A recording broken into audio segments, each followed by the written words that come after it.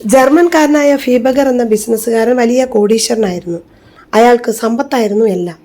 ദൈവത്തെയോ മനുഷ്യ നന്മയെയോ അയാൾ കാര്യമാക്കിയില്ല. രോഗം മൂലം ആരോഗ്യം തകർന്ന ഫീബഗർ ഡോക്ടറുടെ നിർദ്ദേശപ്രകാരം ലേക്ക് സുപ്പീരിയറിലെ ഐൽ റോയൽ എന്ന ദ്വീപിലേക്ക് സുഖവാസത്തിനായി പോയി.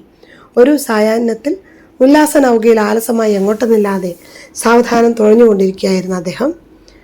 തണുത്ത കാറ്റേറ്റ് അറിയാതെ ഉറങ്ങിപ്പോയി. സുഖതൃപ്തിയിലാണ്ടുപോയി.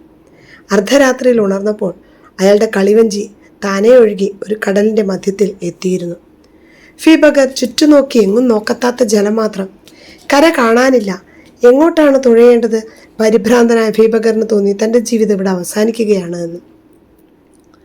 സഹായത്തിന് ആരുമില്ല. അളവില്ലാത്ത തൻ്റെ ധനത്തിനും ഇവിടുന്ന് തന്നെ രക്ഷിക്കാനാവില്ല. എല്ലാം കഴിഞ്ഞിരിക്കുന്നു. നിസ്സഹായനായി തീർന്ന ഫീബഗർ ഭീതിയുടെയും നിരാശയുടേതുമായ ഭീകര നിമിഷത്തിൽ ദൈവത്തെ ഓർത്തു. ദൈവത്തോട് അദ്ദേഹം ശപഥം ചെയ്ത് പ്രാർത്ഥിച്ചു. ദൈവമേ, എൻ്റെ ജീവൻ രക്ഷിക്കണേ. ഇനിയും ജീവിക്കുവാൻ അവിടുന്ന് എന്നെ അനുവദിക്കുകയാണെങ്കിൽ ശിഷ്ടായുസിൻ്റെയും എൻ്റെ സ്വത്തിൻ്റെയും പകുതി ഞാൻ മനുഷ്യൻ്റെ നന്മയ്ക്കായി പ്രത്യേകിച്ച് ചെറുപ്പക്കാരെ സഹായിക്കാൻ ഉപയോഗിച്ചു കൊള്ളാം. അങ്ങനെ തീക്ഷ്ണമായി പ്രാർത്ഥിച്ചുകൊണ്ടിരിക്കുമ്പോൾ അയാൾ ആകാശത്തിലേക്ക് നോക്കി. ആകാശത്തിൽ അപൂർവമായ ഒരു നക്ഷത്രം ഉദിച്ചിരിക്കുന്നതായി തോന്നി. അപ്പോൾ ബെത്ലഹേമിലെ നക്ഷത്രത്തെക്കുറിച്ച് അദ്ദേഹം ഓർത്തു. നക്ഷത്രത്തെ മാത്രം നോക്കിക്കൊണ്ട് വഞ്ചി തുഴഞ്ഞു. അയാൾക്ക് ഇറങ്ങേണ്ട കരയിലേക്ക് തന്നെയാണ് ആ വഞ്ചി നീങ്ങിയിരുന്നത്. തുഴഞ്ഞു മണിക്കൂറുകൾക്ക് ശേഷം സുരക്ഷിതനായി ഫീബഗർ കരയിലെത്തി. അയാൾ ദൈവത്തിന് നന്ദി അർപ്പിച്ചു. ഒരു പുതിയ മനുഷ്യനായി മാറിയ ആ ധനവാൻ തൻ്റെ ശിഷ്ട ആയുസ്സും സ്വത്തും ദൈവമഹത്വത്തിനായി മനുഷ്യ നന്മയ്ക്കായി സന്തോഷപൂർവ്വം വിനിയോഗിച്ചു. യൂദയായിലെ ബെത്ലഹേമിൽ യേശു ജനിച്ചപ്പോൾ പൗരസ്ത്യ നാട്ടിൽ നിന്ന് 3 മഹാജ്ഞാനികൾ ഒരു അപൂർവ നക്ഷത്രത്താൽ ആനയിക്കപ്പെട്ട് ബെത്ലഹേമിലെത്തി. തങ്ങൾ കിഴക്ക് അവൻ്റെ നക്ഷത്രം കണ്ട് അവനെ ആരാധിക്കാൻ വന്നിരിക്കുകയാണ് എന്ന് അവർ പ്രസ്താവിച്ചു. മത്തായിയുടെ സുവിശേഷം 2-ാം അധ്യായം 1-2 തിരുവചനങ്ങൾ. ചരിത്രപിതാവായ ഹെറോഡോട്ടസ് രേഖപ്പെടുത്തിയ പ്രകാരം പേർഷ്യൻ സാമ്രാജ്യത്തിൽപ്പെട്ട മിദിയാൻ ഗോത്രക്കാരായിരുന്നു ഉണ്ണീശോയെ ആരാധിക്കാൻ വന്ന വിജ്ഞാനികൾ. അവർക്ക് ജ്യോതിശാസ്ത്രത്തിൽ അവഗാഹമുണ്ടായിരുന്നു. നക്ഷത്രങ്ങളെ അടിസ്ഥാനമാക്കി ഭാവി ഗ്രഹിക്കാമെന്നും ഓരോ വ്യക്തിയുടെയും ഭാഗധേയം അയാളുടെ ജന്മനക്ഷത്രം മൂലം നിയന്ത്രിക്കപ്പെടുന്നുവെന്നും അവർ വിശ്വസിച്ചു. പ്രപഞ്ചത്തിലെ ഏതോ പ്രതിഭാസം മൂലം ചിലപ്പോൾ വളരെ പ്രകാശമുള്ള നക്ഷത്രങ്ങൾ കാണപ്പെടാറുണ്ട്. ലോകത്തിന് ചില പ്രത്യേക സന്ദേശം നൽകാനായി താൻ സൃഷ്ടിച്ച പ്രപഞ്ച നിയമത്തിൽ ദൈവം ഇടപെടുകയാണെന്ന് ജ്യോതിഷികൾ കരുതി.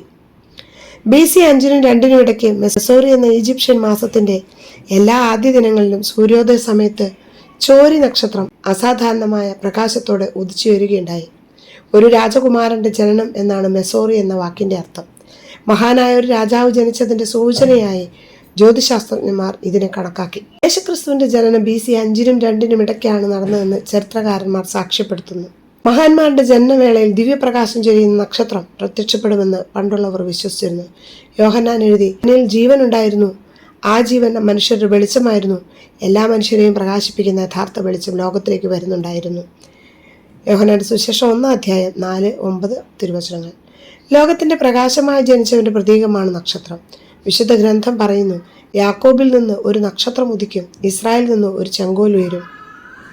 സംഖ്യ 24-ാം അധ്യായം 17-ാം വാക്യം. യേശു പറഞ്ഞു, "ഞാൻ ലോകത്തിന്റെ പ്രകാശമാണ്. എന്നെ അനുഗമിക്കുന്നവൻ ഒരിക്കലും അന്ധകാരത്തിൽ നടക്കുകയില്ല. അവന് ജീവന്റെ പ്രകാശമുണ്ടായിരിക്കും." യോഹന്നാന്റെ സുവിശേഷം 8-ാം അധ്യായം 12-ാം വാക്യം. 2-ാം വത്തിക്കാൻ സൂനഹദോസ് പ്രബോധിപ്പിക്കുകയാണ്, ജനതകളുടെ പ്രകാശമാണ് ക്രിസ്തു. സഭയെ ശോഭാമയമാക്കുന്ന ക്രിസ്തുവിന്റെ ദീപ്തിയിൽ സകല മനുഷ്യരെയും പ്രകാശിപ്പിക്കാൻ ഈ പരിശുദ്ധ സൂനഹദോസ് തീവ്രമായി ആഗ്രഹിക്കുന്നു എന്ന്. ദേവാലയങ്ങളിലും സ്ഥാപനങ്ങളിലും വൃക്ഷങ്ങളിലും എങ്ങും എല്ലായിടത്തും നക്ഷത്ര വിളക്കുകൾ കൊണ്ട് ക്രിസ്തുമസിനെ മനോഹരമാക്കുമ്പോൾ ആലോചിക്കണം, മനസ്സിൽ ദിവ്യദീപ്തി പ്രകാശിക്കുന്നുണ്ടോ എന്ന്. കെടുത്തിക്കളയാനാവാത്ത വെളിച്ചമാണ് ക്രിസ്തു. ഈ വെളിച്ചത്തെ പിന്തുടരുന്നവർ അന്ധകാരത്തിൽ നടക്കുന്നില്ല. ഇരുളിൽ നടക്കുകയും ഇരുളിനെ സ്നേഹിക്കുകയും ചെയ്യുന്നവർക്ക് ക്രിസ്തുമസ് കൊണ്ടാടാൻ അവകാശമില്ല. യൂദാസ് വെളിച്ചത്തോട് ചേർന്ന് നടന്നെങ്കിലും ഇരുളിനെ സ്നേഹിച്ചു. വാനിലെ നക്ഷത്രത്തെ പിഞ്ചെന്ന് ത്യാഗത്തോടും പ്രതീക്ഷയോടും കൂടി യാത്ര ചെയ്ത വിജ്ഞാനികൾ യേശുവാകുന്ന നിത്യവെളിച്ചത്തെ കണ്ടെത്തി നിത്യജീവന്റെ തീരമണഞ്ഞു. എന്നാൽ അതേ ദിവ്യ വെളിച്ചത്തെ ഭയപ്പെട്ട സ്വാർത്ഥന്മാരായ ഹെറോദസും ജെറുസലമിലെ ഭരണാധികാരികളും അന്ധകാരത്തിന്റെ കൊടുങ്കയത്തിൽ താണുപോയി. ഒരു പുതിയ മനുഷ്യൻ നമ്മളിൽ ഓരോരുത്തരിലും പ്രവഹിയെടുക്കണമെന്ന ആശയമാണ് വർഷം തോറും ക്രിസ്തുമസ് ആഘോഷിക്കുമ്പോൾ അനുസ്മരിപ്പിക്കുന്നത്. അർദ്ധരാത്രിയുടെ ഇരുളിലും കരകാണാ കടലിലും ഏകനായി നിസ്സഹായനായി അലഞ്ഞ ഫീബഗർ എന്ന ധനികൻ ആകാശത്തിൽ കണ്ടെത്തിയ ഒരു നക്ഷത്രത്താൽ ആനീതനായി രക്ഷയുടെ കരയിലേക്കും മനുഷ്യ നന്മയിലേക്കും യേശുവിൻ്റെ പ്രകാശത്തിലേക്കും എത്തിച്ചേർന്നു. അതുപോലെ സ്വർഗീയ പ്രഭയിൽ സഞ്ചരിച്ച് ശാശ്വത സമാധാനത്തിലേക്കും ദൈവത്തിൻ്റെ നിത്യപ്രകാശത്തിലേക്കും മാനവ നന്മയിലേക്കും പ്രവേശിക്കുവാൻ ക്രിസ്മസ് നാം എല്ലാവരെയും ആഹ്വാനം ചെയ്യുന്നു. വെളിച്ചത്തിലാണെന്ന് നടിച്ചിരുന്നവർക്ക് യഥാർത്ഥത്തിൽ വെളിച്ചമെന്തെന്ന് കാണിച്ചു കൊടുക്കുവാനാണ് ദൈവപുത്രൻ വെളിച്ചമായി അവതരിച്ചത്. വിശുദ്ധ ഗ്രന്ഥം പറയുന്നു, അവനിൽ ജീവനുണ്ടായിരുന്നു, ആ ജീവൻ മനുഷ്യരുടെ വെളിച്ചമായിരുന്നു.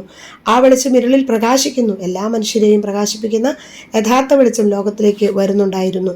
യോഹന്നാന്റെ സുവിശേഷം 1-ാം അധ്യായം 4, 5, 9 തിരുവചനങ്ങൾ. വിശ്വപ്രസിദ്ധ കവി നാടകകൃത്തുമായ ബ്രഹത് പാടി, ചിലർ അന്ധകാരത്തിൽ കഴിയുന്നു, മറ്റു ചിലർ വെളിച്ചത്തിലും. വെളിച്ചത്തിലുള്ളവരെ കാണാൻ കഴിയും, എന്നാൽ അന്ധകാരത്തിലുള്ളവരെ കാണാൻ കഴിയുകയില്ല.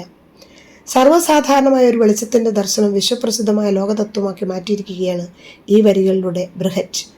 വെളിച്ചത്തിലൂടെ സഞ്ചരിക്കുന്നുവെന്ന് നടിച്ചവരുടെ ഇരുട്ട് കാണിച്ചു കൊടുക്കുകയും ഇരുട്ടിലായിരുന്നവരെ വെളിച്ചത്തിലേക്ക് കൊണ്ടുവരികയുമാണ് യേശു ചെയ്തത്. ലോകത്തിൽ ഒരു പുതിയ വെളിച്ച വിപ്ലവം നടത്തുകയാണ് മനുഷ്യാവതാരത്തിലൂടെ യേശു ചെയ്തത്. യേശുവിൻ്റെ ജനനത്തോടനുബന്ധിച്ച് ആകാശത്തിൽ കാണപ്പെട്ട നക്ഷത്രം ഈ പുതിയ വെളിച്ചത്തിൻ്റെ പ്രതിരൂപമാകുന്നു. യഥാർത്ഥ വിജ്ഞാനത്തിലൂടെ വിമോചനം നേടാമെന്നതാവാം വിജ്ഞാനികളെ ഈ പുതിയ വെളിച്ചം ആകർഷിച്ചതിൻ്റെ രഹസ്യം.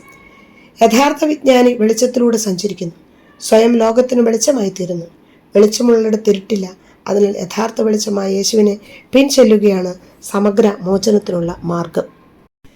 സമഗ്ര വിമോചനത്തിൻ്റെ കാഹളധ്വനിയുമായാണ് ക്രിസ്തുമസ് നമ്മെ സമീപിക്കുന്നത്. പഴയ നിയമത്തിൻ്റെ ചങ്ങലക്കെട്ടുകളെ തകർത്ത് പുതിയ നിയമത്തിൻ്റെ സ്വതന്ത്ര പാത തെളിയിച്ചു തരികയാണ് യേശു ചെയ്തത്. അന്ധകാരത്തിൽ കഴിഞ്ഞിരുന്ന ജനതയെ അവിടുന്ന് വെളിച്ചത്തിലേക്ക് നയിച്ചു. ഓരോ അന്ധകാര യുഗവും ഒരു ദിവ്യ അവതാരത്തെ കാണുന്നു. ബേബ് എന്ന കവിതയിൽ മഹാകവി ടാഗോർ ആധുനിക ലോകം കാത്തിരിക്കുന്ന അവതാരത്തെ വിവരിക്കുന്നുണ്ട്. കവിതയുടെ 1-ാം ഖണ്ഡത്തിൽ ഒരു അന്ധകാരത്തിൻ്റെ സ്വഭാവ സവിശേഷതകൾ വരച്ചു കാണിക്കുന്നു. ഇരുട്ട് വെളിച്ചത്തെ വിഴുങ്ങുകയും ആ ഇരുട്ട് ലോകം അലയുകയും ചെയ്യുന്ന ഭീകര ദൃശ്യം ചിത്രീകരിക്കുന്നു. പിന്നീട് കാണുന്നത് വിശ്വാസം നശിച്ച, പരസ്പരം വഞ്ചിച്ചും വധിച്ചും കഴിഞ്ഞുകൂടുന്ന ജനങ്ങളുടെ ഇടയിലേക്ക് വിശ്വാസിയായ ഒരു മഹാപുരുഷൻ കടന്നു വരുന്നതാണ്. സഹോദരരെ, നിരാശരാകരുത്, എന്തെന്നാൽ മനുഷ്യൻ മഹാനാണ് എന്ന് ആ മഹാപുരുഷൻ വിളിച്ചു പറയുന്നു. എന്നാൽ അന്ധകാരത്തിൽ കഴിഞ്ഞിരുന്ന ജനം അയാളുടെ വാക്ക് കേട്ടില്ല. അവർ ഇരുട്ടിനെ പിന്തുടർന്നു, ഇരുളിനെ സ്നേഹിച്ചു, ഇരുട്ടിൻ്റെ സന്തതികളോടൊന്നിച്ച് പ്രവർത്തിച്ചു. സ്വാർത്ഥേച്ഛകളുടെ പൂർത്തീകരണത്തിനായി അവർ പരക്കം പാഞ്ഞു. ഇങ്ങനെ ഇരുളിൽ കഴിഞ്ഞ ജനത്തിന് സമയത്തിൻ്റെ പൂർത്തിയിൽ സമയം സമാഗതമായി എന്ന സന്ദേശം ടാഗോർ വരച്ചു കാണിക്കുന്നു. ടാഗോർ വിവരിച്ചതുപോലെ ഈ ലോകത്തിൽ സമയത്തിൻ്റെ പൂർത്തിയിൽ ദൈവത്തിൻ്റെ വാഗ്ദാനം നിറവേറിയതാണ് വചനം മാംസമായതിലൂടെ സംഭവിച്ചത്. ലോകത്തിൻ്റെ രക്ഷ മാതാവിൻ്റെ മടിയിൽ ശയിക്കുന്ന ശിശുവിലൂടെ സംജാതമാകുമെന്ന പ്രതീക്ഷയാണ് കവി പ്രകടിപ്പിക്കുന്നത്. കന്യകാമറിയം തൻ്റെ ഓമന മകനിലൂടെ ലോകത്തിന് രക്ഷ പകർന്നു തന്നു. അതാണ് ക്രിസ്തുമസ്. ആമേൻ.